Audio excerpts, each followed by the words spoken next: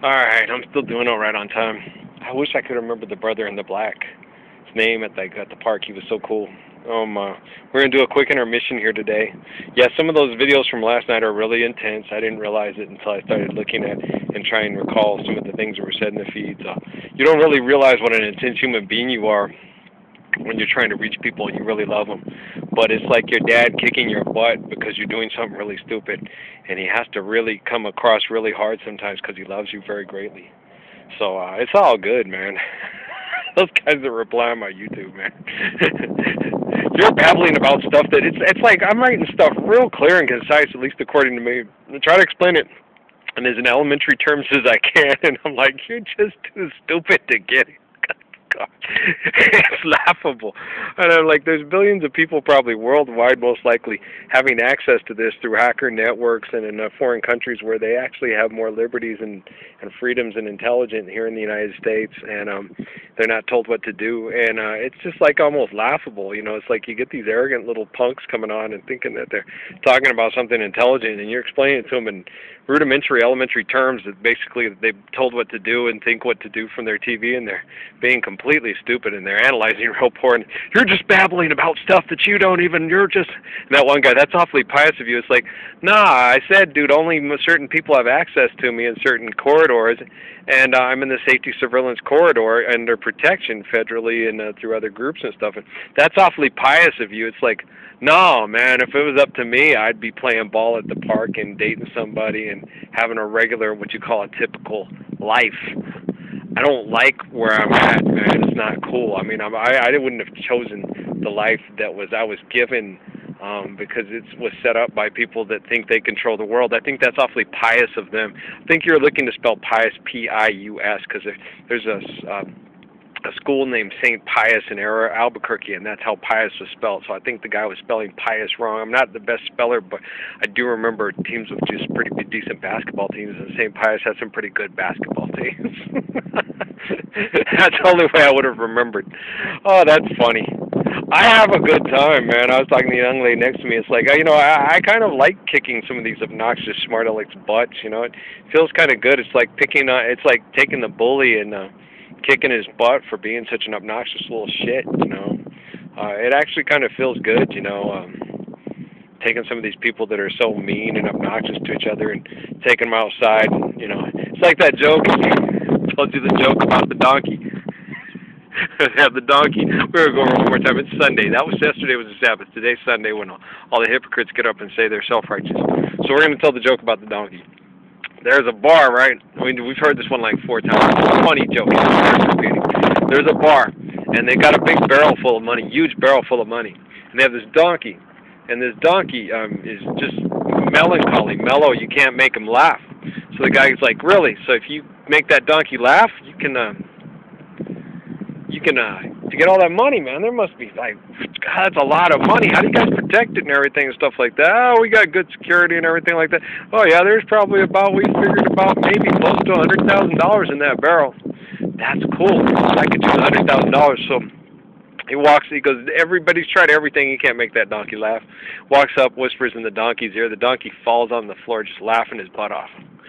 Guy brings, you know, they get a wheelbarrow, load the thing up in his truck, you know, wow, that's amazing, you know, okay. So the guy comes back in a year, and it's the happiest donkey in the world. He's just giggling and laughing. Life is just so funny. We haven't been able to get him to stop giggling and laughing and having a good time. You can't make that donkey cry, though. He's just too happy. He's tickled pink. So you have the barrel there again. Yeah, and it's full of money. What's the deal now? Okay, you got to make the donkey cry. Okay, whatever. They've taken him they've done everything. I mean, people take him to the bathroom, kicked him in the shin, but he just kicks him back, laughs. It's fine. She goes, oh, okay, so yeah, you can take him in the bathroom and try to yeah, anywhere. You can do anything you want, that donkey. You can't make him, he's a badass, and you can't make him cry.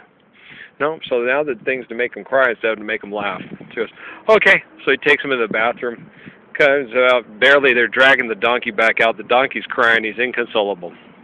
It's like, okay, you took the whole gig. It's laugh or cry. So what'd you do? Said, well, the first time I went up, whispered in his ear, told him I had a bigger dick than him, and I just went in the bathroom and proved it to him. I love that joke. It's funny, but you know, it's kind of like with the bully. You know, they come around and that donkey's not a bully, but that's how bullies kind of act. You know, I can do whatever I want. Rah rah rah rah rah. Then someone comes along, no, you can't. It's just like David and Goliath, you know, and stuff like that. And I never wanted to be David and Goliath. I always want to get along with the people. I always like people. I always think the best of them right off the bat, unless they give me just a total, yeah, like those kids at poor Klein Park, you know, right off the bat, you know, I was talking to them like they were intelligent, being respectful for them, and then they just showed me their ass right off, and I'm like, oh shit. So I kept trying to talk to them and be intelligent with them, and they showed me more of their ass to try to. It was hard to get through without laughing at the one kid, because I was like, you're not flexing on me, no way. Your baby face self, what? Frog you up.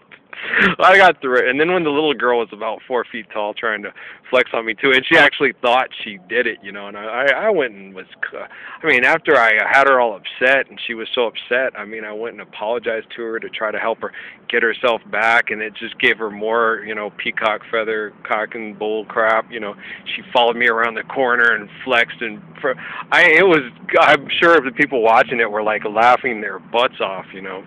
And as a matter of fact, I'm positive the people doing surveillance on it were totally laughing their butts off at it. Like, can you believe these little punks, babyface Nelson and 4 foot tall, you know, Superwoman? It's like, no, she ain't anything like Jada Pinkett Smith. No, Jada scares me. Jada's scary. She's a scary woman, scary. She's got an attitude, but her attitude doesn't serve her well. Jada does that because she loves her kids. Jada will snatch you ball because she loves her kids, and she'll hurt you if you hurt her children. Jada scares me. I'm afraid of Jada. I'm not making any more diminutive jokes, because now after meeting that young lady and how vicious she was, I'm scared shitless of Jada Pinkett Smith. So I'm not ever gonna say anything mean to her again in the history of my life, except for the fact that. Do you mind if I use you for like a shoulder rest to lean on when we're at the park hanging out? You know, okay, sorry. I had to do it, man. But they'll call the emergency crews to come pick me up if I try that. All right, well, that's pretty interesting the way that all worked out there. Yeah, Jada, I'm sorry. I love you too. That was funny.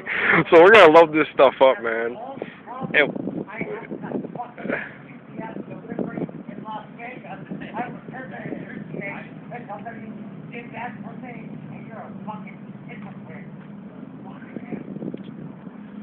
someone was mad at somebody. He handled it pretty well. Some people get really angry. He handled it really well, though. The other gentleman did. The one guy was yelling at him, and he's had a rough life, and then he went off on the other guy. The other guy handled it beautifully. Kind of like me at the park. But I'm going to get rolling, guys. We'll go inside there, and we'll load these up, and we'll go home for the day. But thanks for your time and listening, man. You don't have to come and listen, but you do, and maybe we can start changing real quick. I'm going to go see if I can help.